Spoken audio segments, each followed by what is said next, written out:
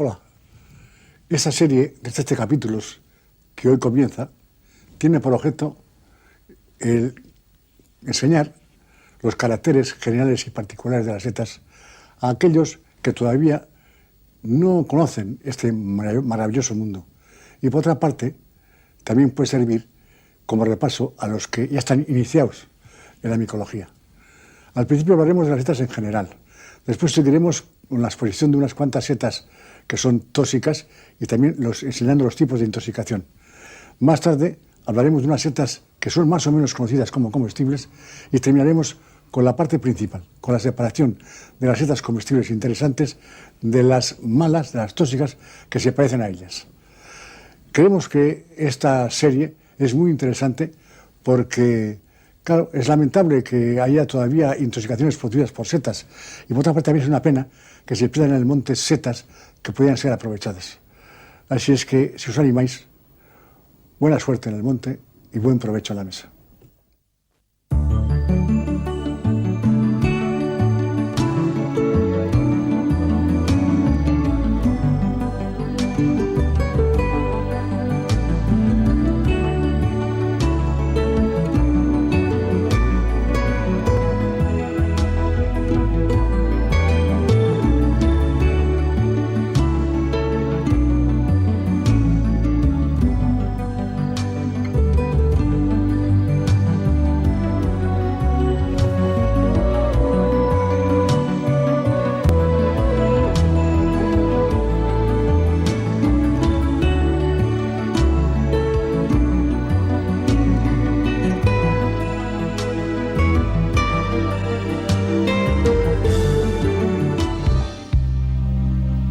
La micología es la parte de la botánica que se dedica al estudio de los hongos. Etimológicamente, la palabra micología, mico, hongo y logía, estudio, procede del griego antiguo y significa estudio de los hongos. Popularmente, los términos hongo y seta se suelen confundir y no se emplean con corrección. Así, por ejemplo, en el País Vasco se les llaman hongos a aquellas especies del género Boletus caracterizadas por tener poros debajo de su sombrero. A todo el resto de las especies se les denomina setas. Otro error bastante común es denominar hongo a las especies que crecen sobre los árboles y setas a las que viven sobre la tierra. Es conveniente e importante saber distinguir bien qué es un hongo y qué es una seta. El hongo hace referencia al total de la planta y la seta no es ni más ni menos que el aparato reproductor del hongo, la parte más visible de la planta y lo que se puede consumir de esta. La seta es solo, pues, el cuerpo fructífero de algunos hongos superiores. Por eso confundir hongo con seta es como confundir pera con peral. Veamos a qué reino pertenecen los hongos y qué nos aportan. Hay hongos que viven en el agua o en un medio muy húmedo, pero la mayoría de ellos son terrestres o se desarrollan sobre vegetales. La vida sedentaria del hongo y su reproducción por esporas son propias de los vegetales. Sin embargo, su sistema de alimentación y la presencia de glucógeno, un hidrato de carbono que solo lo portan los animales en sus células, les hace emparentar con el reino animal.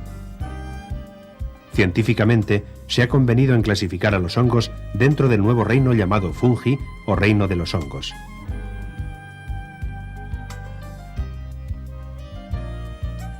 Existen algunos hongos que producen efectos nocivos sobre las plantas, árboles y otros seres vivos, incluso que afectan al hombre. Pero aún son más numerosos los que aportan grandes beneficios a la naturaleza y a la humanidad. Los antibióticos son una excelente muestra de ello, como la penicilina y la streptomicina.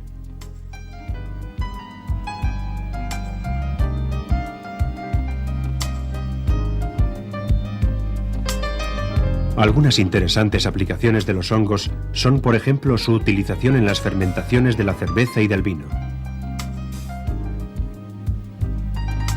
Otras especies ayudan con su presencia a la elaboración del pan y de algunos quesos como los denominados azules.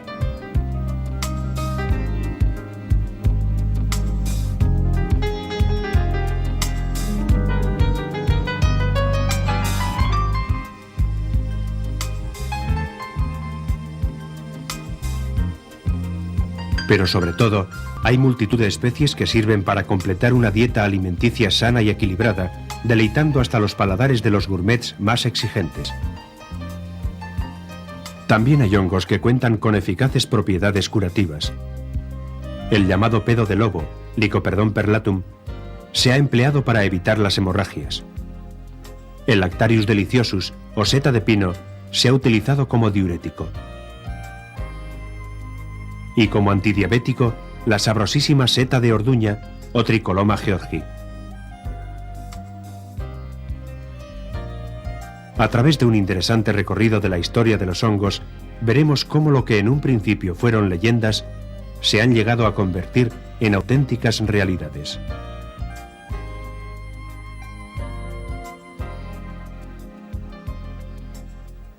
Se sabe con certeza que una parte muy importante de la dieta del hombre del Neolítico, el hombre de la Edad de Piedra, estaba constituida por las setas.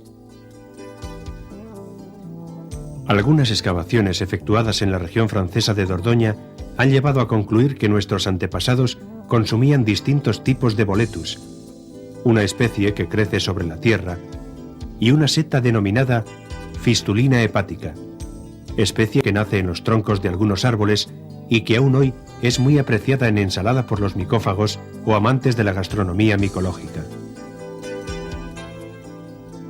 No se conoce referencia pictórica alguna de los hongos en las cuevas del hombre prehistórico. Sin embargo, en el antiguo Egipto, estos ya se representaban. La primera representación visual conocida de un hongo data del año 1400 a.C. y fue encontrada en la tumba del faraón Amenábar. En el continente europeo, fueron los romanos de Pompeya quienes realizaron la primera figura o representación de un hongo. Se trata de la llamada Lactarius deliciosus, comúnmente conocida por seta de pino, níscalo o esnegorri en el País Vasco.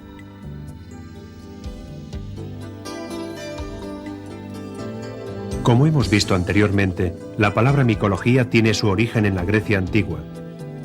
Los primeros estudios o clasificaciones pseudocientíficas de los hongos provienen asimismo de los griegos.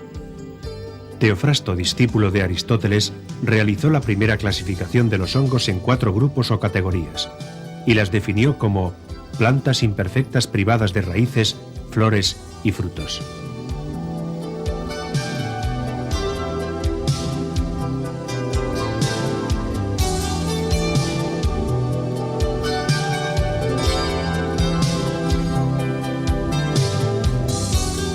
En el Imperio Romano las setas cambiaron el rumbo de la historia.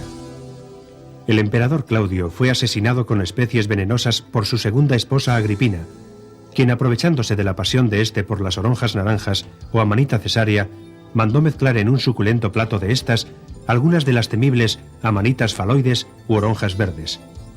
El emperador Claudio moría sin remedio. Pero no solo trajeron desgracias las setas al Imperio Romano, también hubo quien se dedicó a estudiarlas y a saborearlas como un placer de los dioses. Plinio, llamado el Viejo, afamado historiador y naturista romano, fue el primer autor que estudió extensamente el mundo micológico, realizando, entre otros, un interesantísimo análisis acerca de las amanitas. Estas setas, y en concreto las llamadas amanitas cesáreas, oronjas o boletus, eran muy populares en la antigua Roma por ser las preferidas de los césares, de ahí su nombre. La Edad Media no se caracterizó por el afán en el estudio de las setas. Uno de los pocos entendidos en micología fue el médico, botánico y filósofo árabe Avicenas, que vivió hacia el año 1000 de nuestra era. La consecuencia de este desconocimiento generalizado fue una plaga nefasta que se cebó en la población europea. Fue la llamada plaga del ergotismo o fuego sagrado. Producida por la ingestión de un hongo llamado cornezuelo del centeno o ergot, científicamente Clavices purpúrea, que se encontraba en la harina del pan de centeno que no había sido depurada. En el Renacimiento, el italiano Cesalpinus realizó en el siglo XVI la primera clasificación científica de las plantas. Linneo, en el siglo XVIII, clasificó a los seres vivos con 2 palabras. Una señalaba el género y la otra la especie. Durante este siglo se llegaron a clasificar hasta 105 diferentes especies de setas, y en los siglos posteriores fue incrementándose el número de especies catalogadas. A principios del siglo XIX fue Persson quien alcanzó la cifra de 1926 hongos clasificados.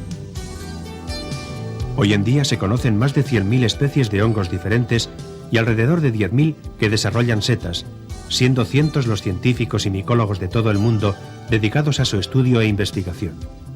La afición por la micología ha crecido tanto que ha llegado a suscitar auténticas pasiones. El pueblo vasco es uno de los más representativos de esta afición, favorecida por la riqueza micológica de su suelo, por su amor a los espacios libres, por su dedicación al deporte y por su saber hacer en la gastronomía.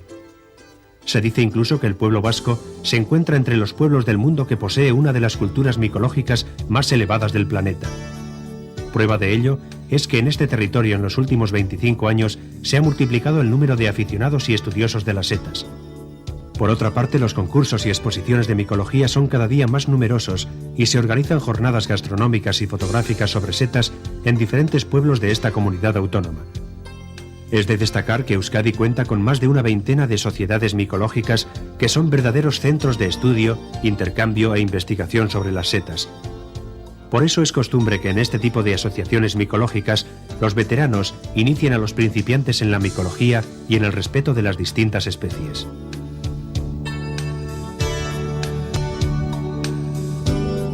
La micología forma parte, pues, de la cultura popular vasca. Tanto es así que cuenta una leyenda que las setas eran uno de los alimentos que consumía el Basajaun, aquel mítico señor de los bosques de Euskal Herria. Pero en lo que se refiere a la recolección, no hay que dejarse influir por las leyendas.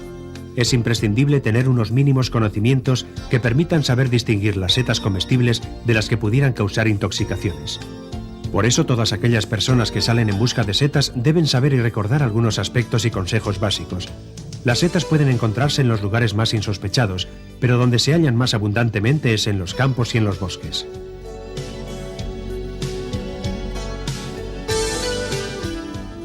Cada especie de hongo tiene preferencia en una determinada clase de vegetación y a ella se encuentra íntimamente asociado. Los hongos también están ligados a la tipología del suelo, pero sobre todo a la del arbolado.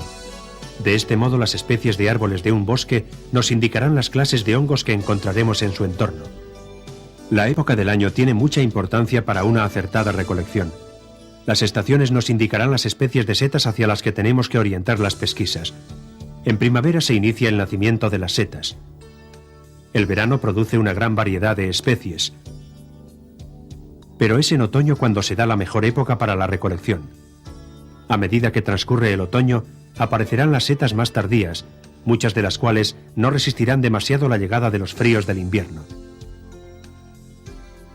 Un buen consejo es que no se deben recolectar las setas inmediatamente después de las lluvias, ya que al estar aguadas, ciertos caracteres diferenciales pueden quedar desvaídos y confundirnos sobre su identidad. Por otra parte, hay que tener en cuenta que es preferible escoger los ejemplares jóvenes y bien conformados y desechar los más viejos o lastimados.